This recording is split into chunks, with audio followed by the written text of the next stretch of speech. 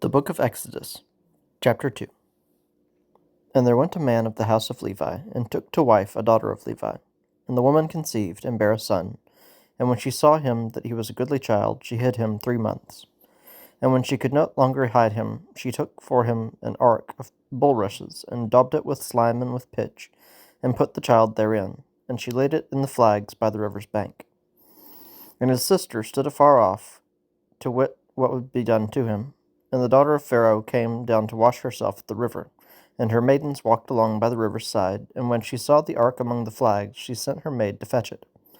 And when she had opened it, she saw the child, and behold, the babe wept, and she had compassion on him, and said, This is one of the Hebrews' children.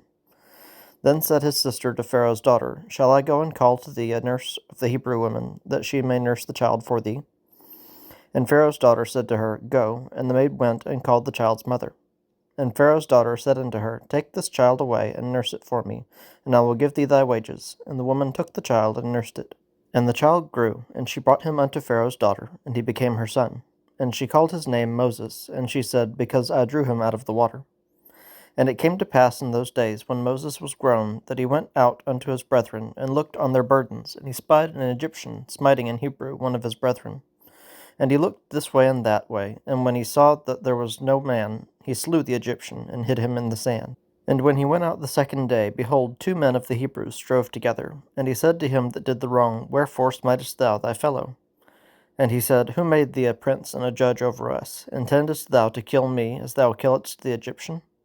And Moses feared, and said, Surely this thing is known. Now when Pharaoh heard this thing, he sought to slay Moses.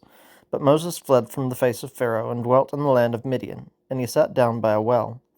Now the priest of Midian had 7 daughters, and they came and drew water, and filled the troughs to water their father's flock.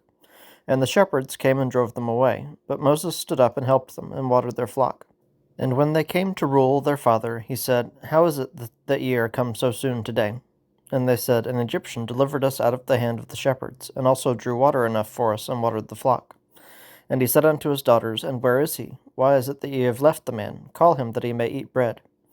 And Moses was content to dwell with the man, and he gave Moses Zipporah his daughter.